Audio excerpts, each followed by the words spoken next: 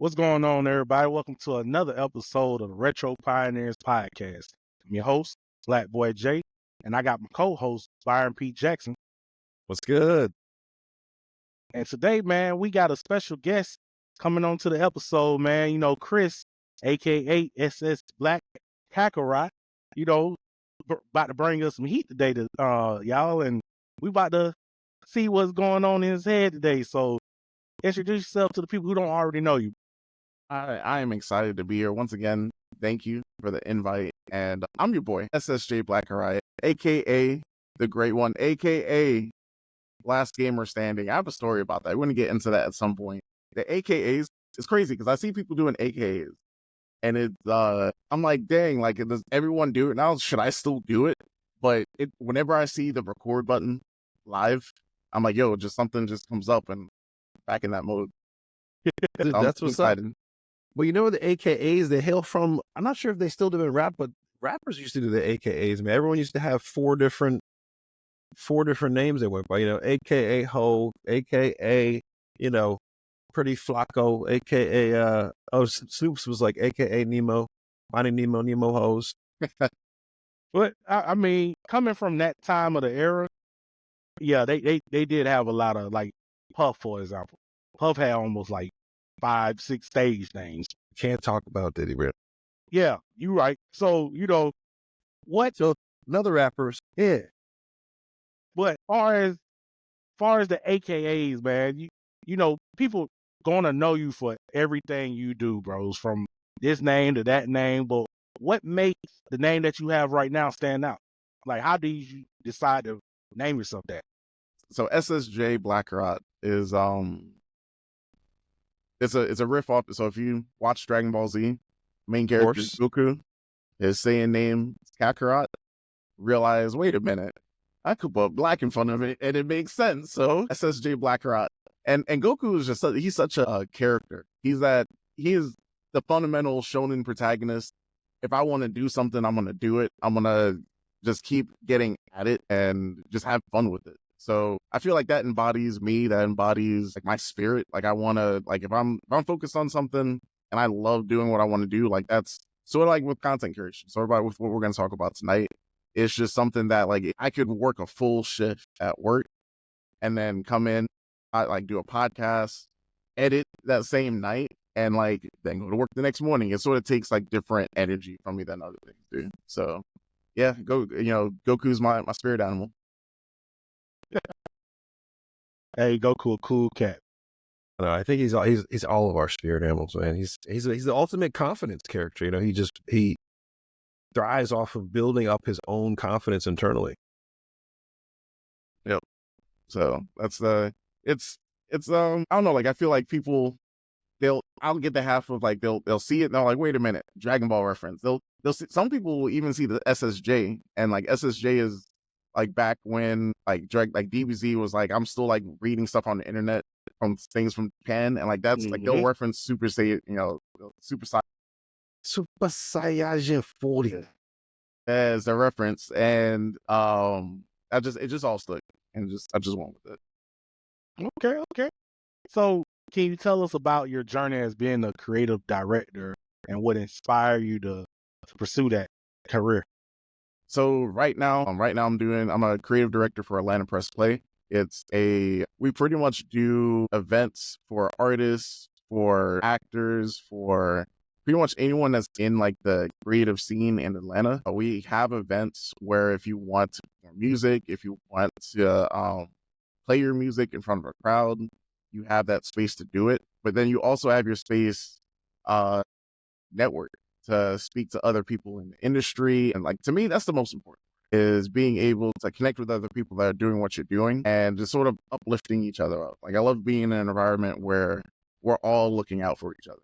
So that I feel like really is just the culmination of what I've done over the years. I've started in 2011 when no one was talking about podcasts. Like people at that point were maybe making like YouTube videos and like doing stuff like that.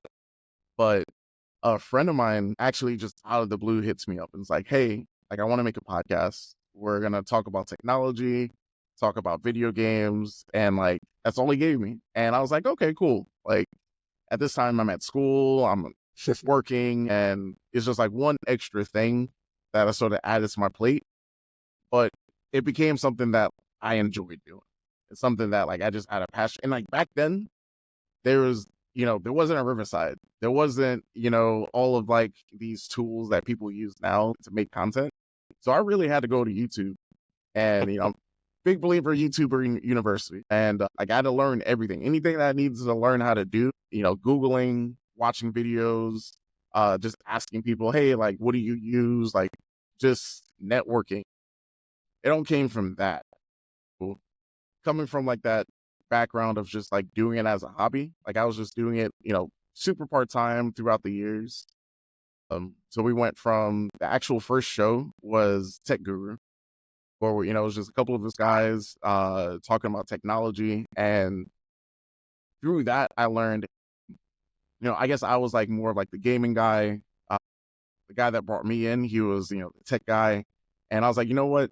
I'm a believer of the rule of threes. We need a third person. So I went and reached out to another friend, and he was like our phone guy. Came in, like knew so much about phones. I was like, bro, I didn't know you knew all this about phones. But we really made it work, and we all brought something to the table that just made it like just fun to do.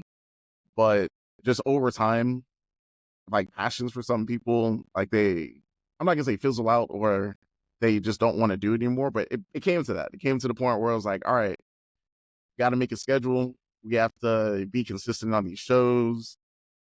We got to like make a website. We got to do this, that, and the third. And then the guy that brought me in was like, all right, Chris, you're taking this way more seriously than I even planned on taking this. So, like shout out to you, but like, I'm going to have to like bow out of it. So, it was tough sort of like going through that, but like I loved what I was doing at the time. I was like, you know what, this isn't going to stop me. I'm going to keep it going. Struck a chord. I did. I found something that I love to do.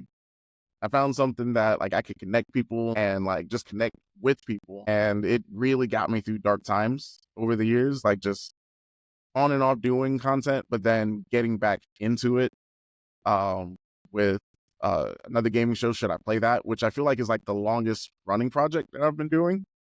We haven't dropped anything in a minute, but 2025 is around the corner. People ask, well, what's your 2024 game of the year? People are already in my like DMs like, yo, 2024 game of the year, what are you going to give it to? And I'm like, all right, look, I haven't even wrote a list yet.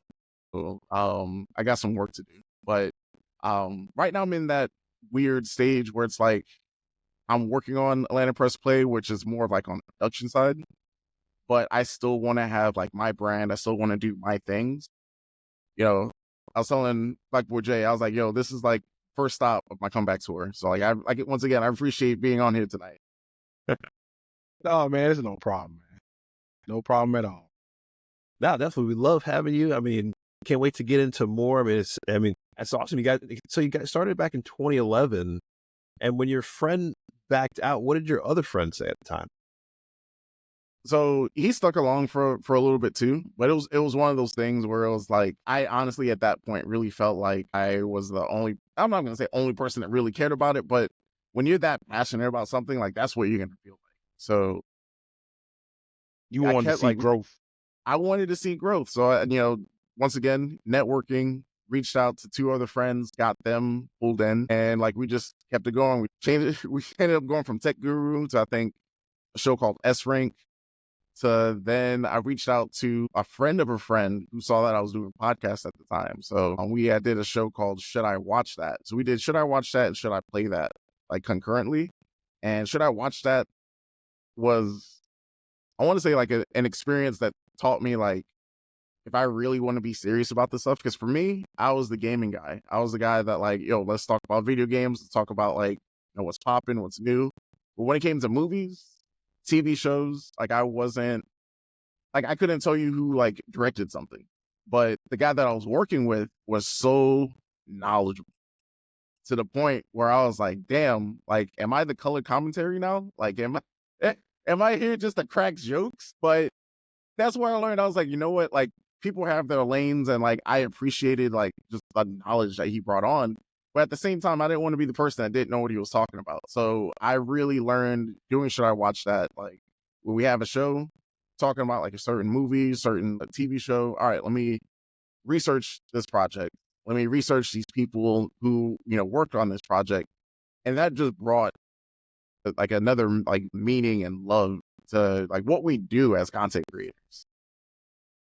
Yeah. Okay. So that experience really just like sort of snowballed into everything else that I did. Okay. So how do you stay creative and push boundaries when working on your project? So, I mean, creativity is that weird thing where I feel everyone has their source or like their inspirations. So, for me, like my creativity really comes down to, I guess, getting everything together and like, all right, we have, let's say we have like I'm doing press play right now. All right, we have this, we have an artist coming in. All right, what are their projects that they're working on? What are some things that they've worked on?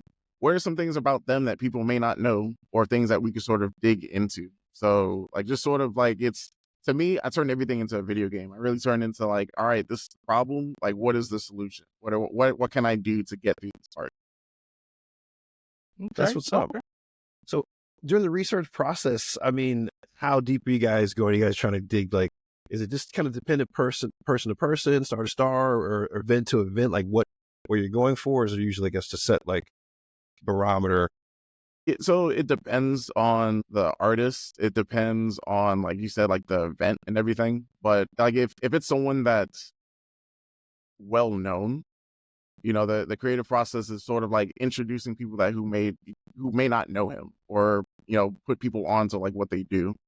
And if it's someone that's like not really well known, all right, so like how can we get to know this person? What can we do to sort of bring that person's personality out? Because at the end of the day, like, the guests that we have on whatever show that we do, like, I want them to be highlighted. I want them to be like the star of like what we're doing. And I want people to really know who this person is. Okay.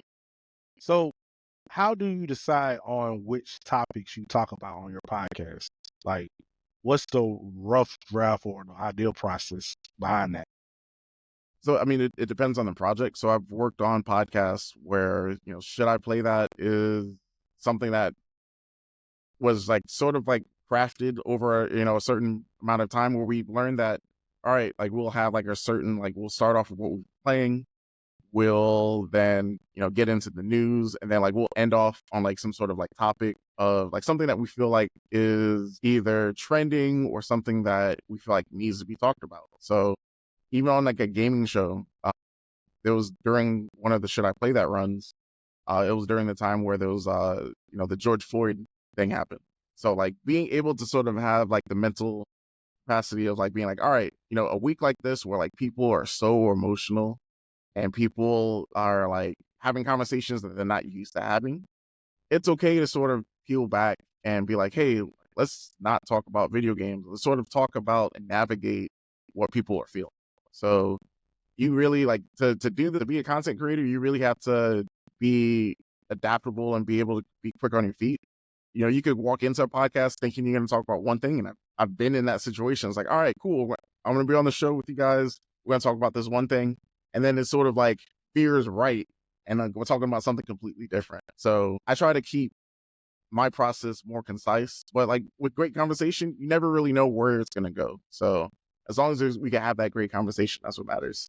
Yeah, I appreciate that you guys did that during your podcast. I mean, because especially at today's, just being in America, being Black, in today's political climate, we have to talk about the big issues sometimes when they come up, when they're really big, when they reach that level of a boiling point. And so some channels don't take that risk, and I think more channels need to. That's something we're going to be definitely doing here. But I mean, I want to congratulate you for doing that and keep doing that, keep that up, because it's definitely needed to bring up those moments, talk about them, address them. We can't just, the show can't just go on as usual when big things like that happen, because then it just seems like, wait, well, Careless. what world are you living in? It's I like, love I mean like that level of like just being genuine. Like for me, I want all my content to be genuine. So I can't, if something big happens in a world, I can't sort of like just sort of skirt past it, because like at some point we never know like the content that we make, how far reaching it is.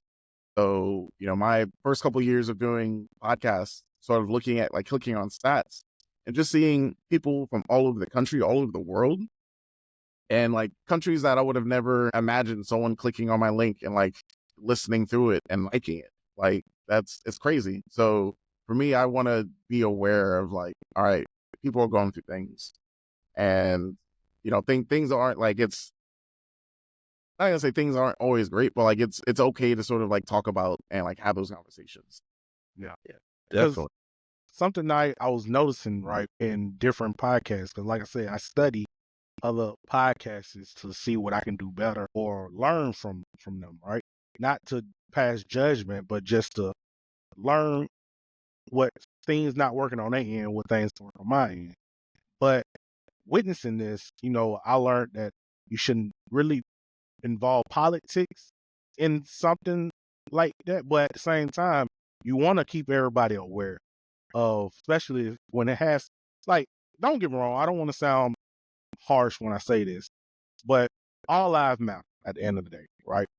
But for us, it's even worse when something happens to a black person that's severe, like the George Floyd situation. And, as us being, of the same color, we should stand up for what is right. And that's when I believe politics should be implemented then, because we have to talk about this, because it has to be addressed, because, at the end of the day, it's going to look like we're scared and we're kind of like going along with it in the sense of the matter. But it's just a simple fact, man.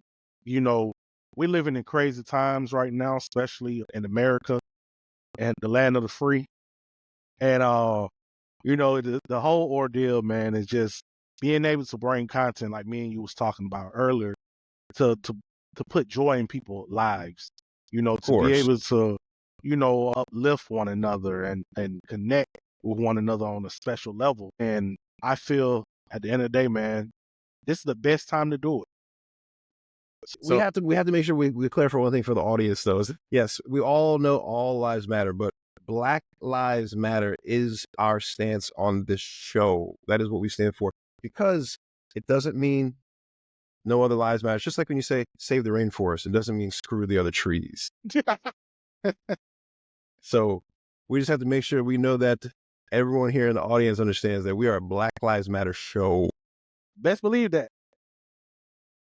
Hey, So but hey, it's a wonderful feeling, man. Just being able to just be able to voice your like ideas and your, I wouldn't say rant, but just being able to just voice yourself yeah, oh yeah, in front of a lot of people, man. It's just a wonderful feeling. Like, yet again, Chris, we just want to be able to know what was the work, what was the best time in you creating content for your first podcast, and what was the worst part of you, like the worst part of content creation? best part, I mean, good segue into like, or like keeping the conversation on like the whole Black Lives Matters thing, was like I had a project that I worked on during that time where at like a Black Lives Matter rally, I had met some people, and just like just meeting people and like just having conversations. Somehow that led to all of us like getting breakfast or lunch somewhere, and then finding out that I did podcasts. And I was like, yeah, like I do podcasts. Like, I mean, this would be like perfect opportunity. We're in the climate of like having these conversations. And like that was my first time like building a set, and really like these are people that I literally just met, and being able to sort of, and like none of them did content. So being able to sort of coach and like develop a show, and like doing 2 seasons of a show, like that was a really good feeling. Knowing that I could really like take something literally out of nothing and like turn it into something that people enjoy. And like just having, and like that show, it's called That's Unfortunate. And having people from different walks of life, different races, we literally talked about everything. We talked about politics. We talked about stuff on social media. We really just, had like a really good time just having conversations about stuff. So being able to do stuff like that, greatest time. Worst time, I mean, honestly, is going to be like it's the mental health aspect of content creation. So, people get really involved in looking at numbers. People get really involved in like, people aren't really sharing my stuff or really fucking with it. You could curse on here, right? Oh yeah. Okay, cool. All right. Some people, I think they're in it in the wrong reasons. So like in my journey, sort of like being in that headspace of like, damn, maybe I'm not really that good at what I'm doing, and like just like sort of dimming my light. That's the worst thing you could ever do. And that's if with anything that you do, anything that you're proud of doing, don't let people dim your light. Don't let that happen. So learning how to sort of navigate through all that stuff, because social media, like it's a wild west. Like there's a lot of people out there, and like different types of people, different types of mindsets. You can find the best of people and you can find the absolute worst of people. But knowing what you could do to sort of help protect your mental, that's important. That's very important for us. What are some of your key, maybe like week to week or day to day things if you're feeling like you've been really grinding too much, or you need to take a break, or just it's been dragging on you? I'm a big believer of, if I'm going to work hard, I'm going to play hard. That's, hitting up the friends, being like, hey, let's head out somewhere, or shoot, let's have like a game night. Let's hang out, doing something, like being with people. Like I recharge when I'm with people. I'm able to just sort of be myself and be like relaxed. So like when I'm in that space, like I get that recharge. But sometimes like it's okay to step away too. So like if it's week where I feel like there's like just too much going on between work, between life, like time is all we really have on this planet. So For real. I just had to tell myself, hey, I'm doing what I can in all aspects. But at the end of the day, like if I'm not feeling good about myself, then I sort of have to like slow things down and like get back to that point where like I'm feeling normal. So I can have weeks where like things are a little bit slower and I'm able to like pump out content and do things. And then there's weeks where things are happening at work, things are happening in like people's lives I'm involved with. So like it's just a lot. So just being aware within myself, like where I'm at. Nice. Okay, Yeah. okay. Gotta take those moments. Exactly, you got to, man. Because like me and you was talking about earlier, you are your worst critic at the end of the day. You can make or break whatever you set in store for yourself. And I'm a firm believer in pushing myself to become the better version of myself. Because at the end of the day, when coming to making, Retro Pioneers, I was in a point where I'm like, what am I really trying to like drive here? Am I trying to do this for money, or am I trying to do this for clout, or whatever the case may be? But then I was like, you know what? I'm gonna be who I am outside of the podcast. A genuine person whose mindset is to build everyone around me. And it's like to the point where I saw that light, and I was like, you know what? I'm gonna follow that light. And as this journey started progressing, man, like right here, you see, I met Byron. He's been a great addition to Retro Pioneers, man, and I'm grateful to Appreciate it, have man. him. Appreciate that. And the way we move, as far as making guests feel welcome, and cracking jokes, laughing, man, it's wonderful, bro. Because I didn't think it was gonna be this 3 months ago. It was just a dream to me, but now it's reality. So it's like, you know what? As a content creator, I give everyone who's into content creation the utmost respect, because it's hard at the end of the day. But at the same time, it's up to you to either make it fun or make it hard on yourself. You know, Yeah. No, it's so true that you mentioned that, because you have to just put yourself out there and go for these things, because when you put yourself out there, it was like at the same time I was trying to put myself out there, and we just managed to kind of mesh and connect at the right time to get this thing started, because I was wanting to do more podcasting. You were looking for something to do podcasts with. I was like, oh, this is perfect. This is what I was looking for. So you got to just, go for those things, go for those moments. And when you put yourself out there, little by little, step by step, effort by effort, you know, it'll start to blossom. Things will start to make itself. Mhm. Big believer in universal timings. Sometimes when your heart is set on something, like those timings, it'll hit and like it just works. So just It's keep it going. wild, you know? Yeah. Yeah, it's those energies, those coincidences that aren't coincidences, but are coincidences. So, as someone who's involved in the gaming, right? What trends of gaming in the gaming industry excites you more right Ooh, so trends right now. So the gaming industry is like in a weird place right now. now? Yes, it It's is. what I think in the past couple of years we've been in a state where people are like, yo, there's just like no great games to play, yada yada yada, or all these games suck. I'm like, no, you're just playing the wrong games. You're still playing Call of Duty, you're still playing 2K, the same game that comes out every year. Like you gotta open up and play other things. There are great games out there. So seeing good games sort of like come out of nowhere, like I love seeing that. This year for me, like the biggest games I guess the games I've had like a ton of playtime in, Helldivers 2. Had no idea I was going to play 500 hours of Helldivers 2 this year, but I've done that. And recently, Marvel Rivals, free-to-play game, like destroying other hero shooters right now. So like Overwatch is like on alert right now. So I love seeing competition in like different like genres now. So having an Overwatch 2 competitor is great. I'm playing Marvel Rivals nonstop, just hit platinum. So I'm excited about that. Nice.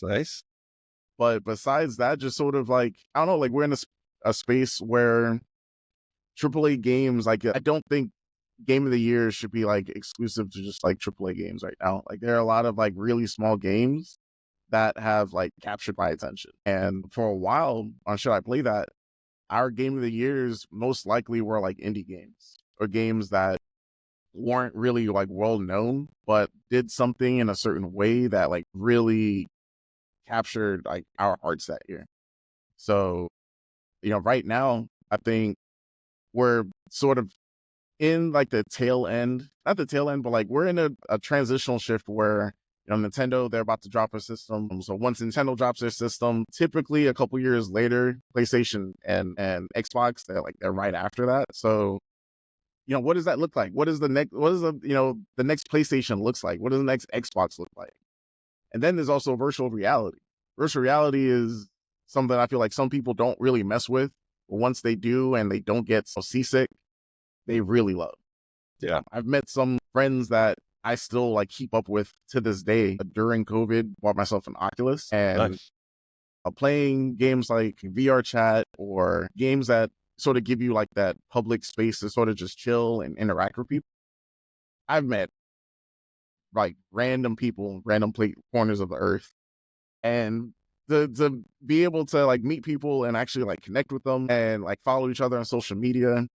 Them wishing me a happy birthday a couple of days ago, like that was something that like, it means something to me because it's like, we've never met in real life, but like I consider you a friend because of just like conversations that we've had or being able to sort of vent with each other, like just being human with someone that's not physically present next to you. Man, sometimes that small gesture, man. Goes a long way. You never know what, a smile, a compliment, doing something nice to someone could completely like change someone's day. Definitely. Now, this is like basically an online VR chat room. Yeah. Vicious. And now these, are they, I mean, how do you just kind of go into a certain area, or, I mean, walk me through your first time going to one of these. What was that like? It sounds like Byron on an Oculus. Well, I'm just curious because, well, to me, VR is that thing that it's like, it's that future thing that we all know. It's like AI, where everyone knows it's coming. It's just a matter of time. When does it get here before everyone's using it, right? Yeah. Because I mean, that's what's going to happen one day. We'll probably be gray in the hair, but it's going to be that thing where it's just as available as this, and everyone's going to have one. So what was your first experience that new chat room when you're like, oh, Ready Player One, let's go? Very first experience, honestly, It felt like a fever dream. It legit like felt like something like I was in like some sort of like weird hallucination or something, because like you're in this world and like you're looking around and like seeing the game world, like however like the game is, like if you're playing something like Meta Horizon, things are sort of like cell shaded, cartoonish looking, but like it's real people. Every person that you see in like the lobby in the world, like they're the cesspools there too. Some Gotta people regard them a little. are yeah, you do. So you have people that are like intentionally like getting close to your player avatar, or just being loud and obnoxious on the microphone. But I'm a firm believer of the block button. So as soon as someone comes in, they're turning up, block. People are like, "Oh, this person's doing this, that, and third." I said, "What person? You mean that? You mean the person that was yelling when he walked in the room?" Yeah. I have no idea who you're talking about. No, you got to be a friend with the block button. Some people are afraid of it. I don't know why, but it's one of my best friends. Some people love the back and forth. I don't. I don't got the time for it. Exactly. It's back to time. I mean, time is everything. Especially if I'm in a VR experience and I want to be, feeling that sci-fi love. I don't want to be yakking with some, obnoxious dude from Tennessee. But like that, so like that does happen. But then like the good parts of it, of being able, like I said, to just walk up to someone. So like the Oculus has like the Facebook Horizon like event space. So like you have different like worlds, you have like cities, you have like a comedy club. Someone built like a VR school, like a virtual school, like just random like experiences that you could think of, like people will create, and just walking in and just saying, "Hey, what's up," with people, or just talking about things, or just jumping into conversations that people are already having. It's almost like sort of like walking outside and like doing the same thing, just meeting people. That's so Okay. cool. Yeah, I feel so old that I didn't realize we were already at VR chat rooms. So they're growing so fast. I'm like, gosh, okay, now I'm the old man in the room. Hey man, see, the technology is there. It just, we try not to, because I've been debating if I wanted to get one. I'm really not there yet, but I There's got some people cool around me stuff. who's keep peer pressuring me into getting one. So it's like, I like what Byron mentioned, at the time it's gonna come to the point where we won't have a choice if we want to be entertained to even get to that. But, I just feel like I'm still enjoying the nostalgia of a physical thing. Like I'm playing a game. So I understand that, but there's something about playing a video game and you're looking up at a boss, and you could like run, like dodge behind the boss, climb up its back, and like hit weak points. Yeah. Like that, you're in the game. So it's something that like I'm glad that I have like experienced it. I'm glad that it's sort of like evolving and just getting better. And it's getting more affordable. Except for like, Apple's, Vision Pro, which is like obscenely priced. They're Meta has, always going to push the price market. It's like they're going to just mess it up for everybody. for no reason. Like I'm glad that Facebook is staying in the realm of like, we're gonna have something that's more affordable for people. I think now they have the Quest 3 and then the 3S, which is like the 3, but just a little bit cheaper. I think they swapped out. I think the actual lenses is different, and they'll just use different parts in the thing, but like it's still as strong as the Quest 3. It's cool, even if you don't want to do the VR stuff. The AR stuff is cool. So having, like, let's say you're sitting at your desk, you have your headset on, you have your computer monitor here, you wanted to have YouTube up in the corner, you wanted to have like something else up, like different screens all in front of you. Like you could do that. That's what's We're living in the future. Yeah. Let me ask you this. It's my here, man. bad. Let, Yeah. let, Go ahead. let me ask you this, right? Yeah. So looking at that PS5 behind you, right? Can you connect it to that PS? Not yet. So PlayStation, you know how they play. You got to buy the proprietary. Yeah. PlayStation VR. But you could plug your Quest up into like your PC and do like PC VR. Okay. That's what's up. It's just, we're definitely, I mentioned earlier, I forgot to mention earlier, we're going to have to play some Helldivers together. Yes, let's do that. It's great. 100%. My sister's boyfriend had like came over and visited, and I was like, "Yo, have you seen Helldivers 2 yet?" So like sitting him down and like sort of teaching him how to play, and like this is one of those games that literally like they thought of everything, like being able to like dodge and like aim down the sight or like click a button if you wanted to go back in the third person, and just sort of teaching him like the ins and out. Like he fell in love with the game instantly. I was like, yes, I have another diver with me. You got another one right here, man. I need some more people to dive with for real. But Yo, that also brings me to third-person games, and I always wondered, why isn't VR also doing third-person experiences also? Because I'd love to have a third-person option, at least in a first-person game, or just a pure third-person VR experience where I can swivel, with my controller, and I can also just turn to the side, look real quick, and see everything around my character. I feel like there's some value in that too, because then it's just like the whole world's around you, and you are now the camera behind your character. So, man, gotta be something like that. I don't know if this is true or not, because obviously I don't have one, so I can't really speak on it too much. But my friend, he has one, right? And he told me about the Batman VR. He also told me about the Assassin's Creed VR. So playing those games, or just games in general, you only can use your hands, like the sticks that come with it, or you can also use a controller.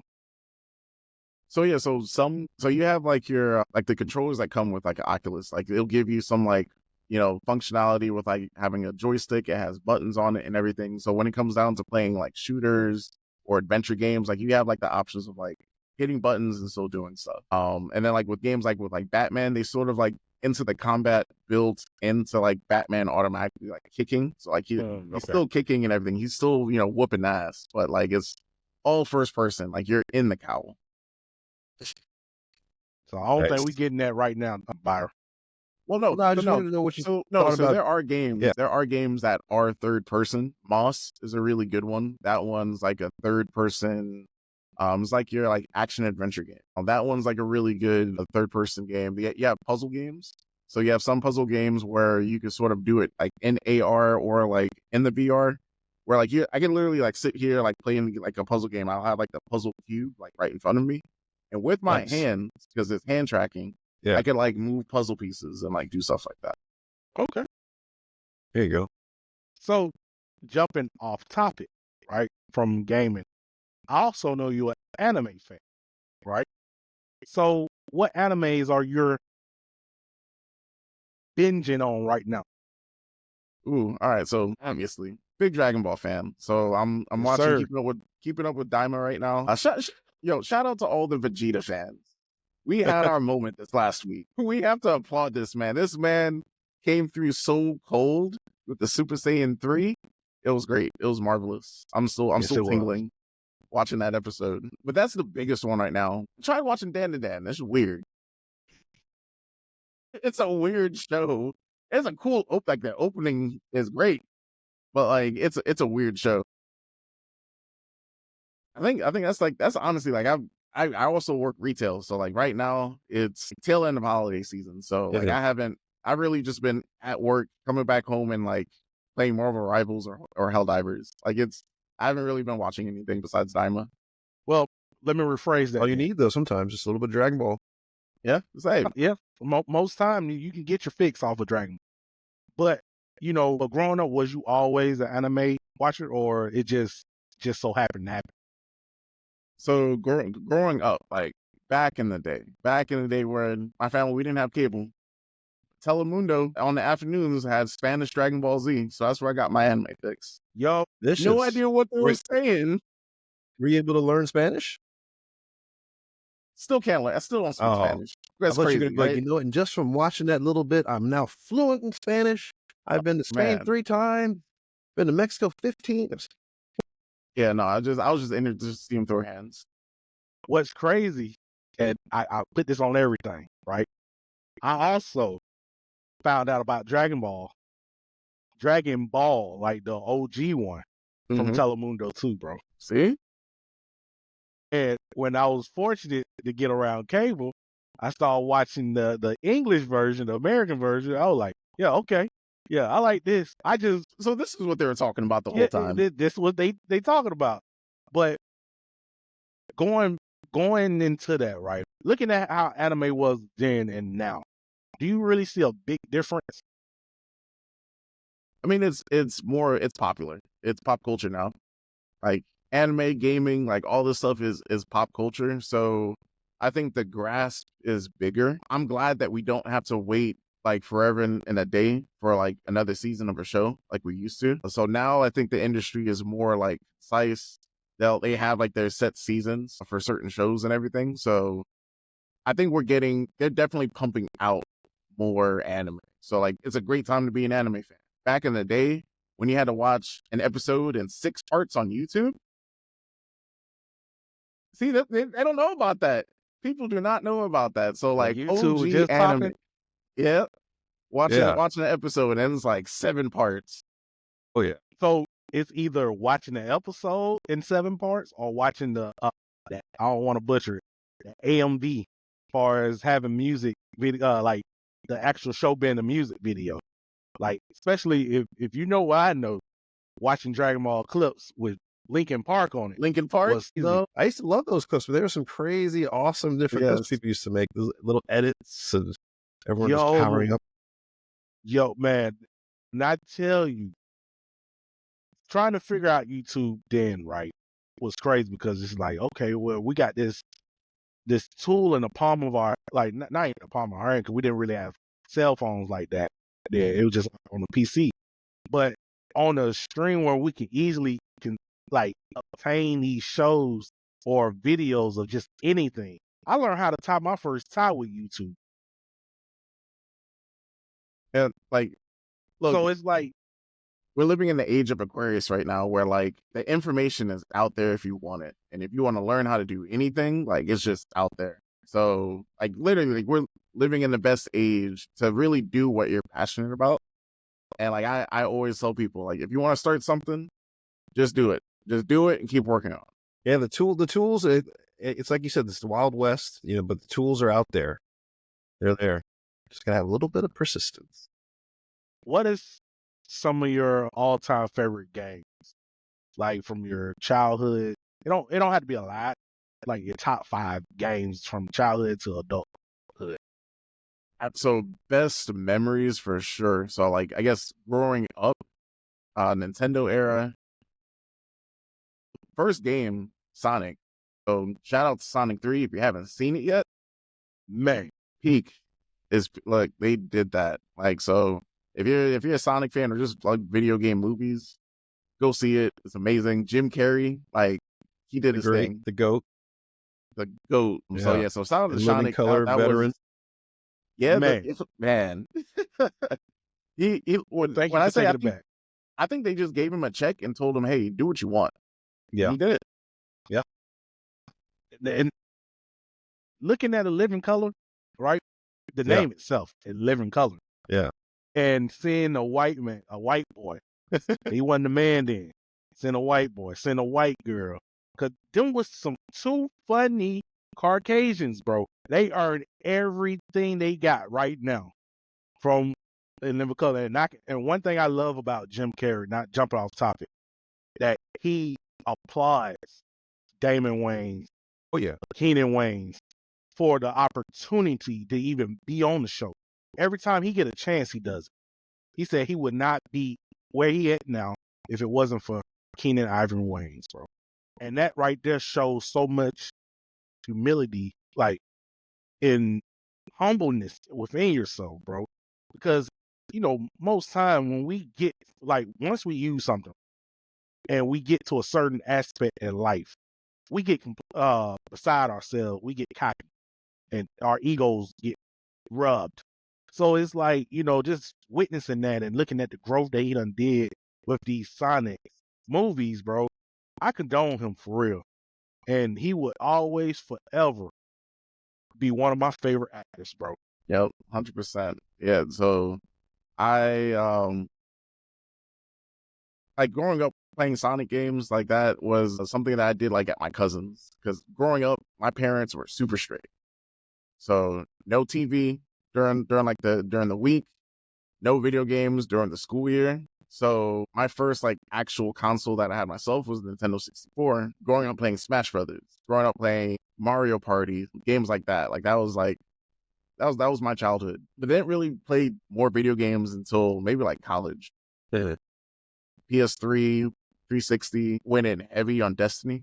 That came out. Big Destiny fan. I like Destiny 2 and like kept playing, but sort of fell off over time, but need to go back and like, finish the story and everything. But Destiny will always have a place in my heart because of just like the community that I built with like the friends that I was already playing with, but then also meeting other people and doing raids like every week and trying to grind for gear, trying to grind for, Trials of Osiris. So playing all of that, like just like that's core memory. And I think just like besides that, like just my experience with just VR as like a whole, like it's something that I love. And like to this day, I've never played Resident Evil 7 like the normal way.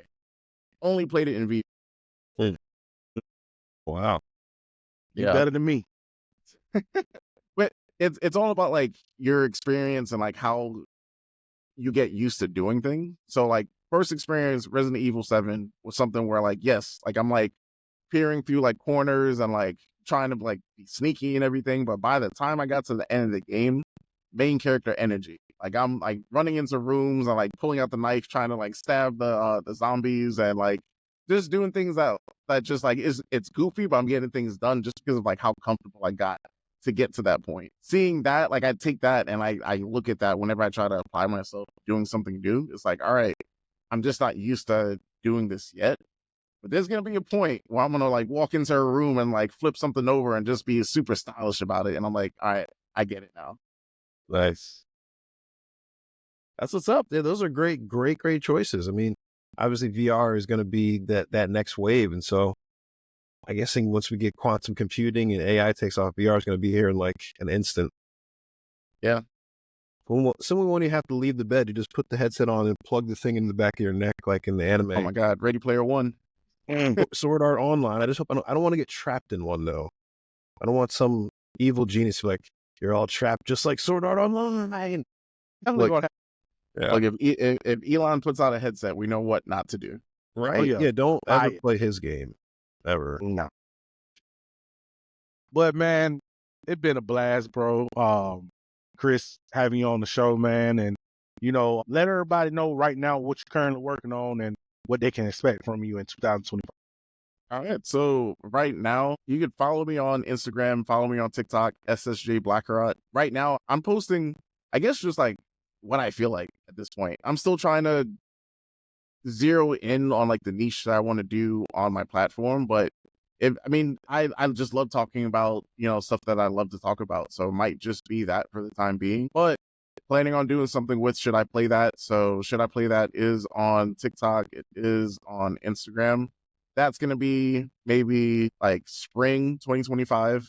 And then Atlanta Press Play. We're working on doing some events. So we should see something maybe in February. So check us out on Instagram, ATL Plus Play. And that's all I'm really working on now. Oh, and then follow me on SSJ Blackarot because I have side projects that are like lining up to like actually come through, but I'm a firm believer of not jinxing things yet. So yeah, I'll make those announcements soon. Yeah, keep it close to your chest. Yes, yes. Sir. Hey man, we would greatly love to when we all have free time to appear on your podcast, man, and yes, 100%. You guys have some love, man. But man, like I said before, man, thank you so much for coming on the podcast today and gracing us with your presence, bro. We greatly appreciate it, and we grateful to have Mr. Byron to join us tonight, man.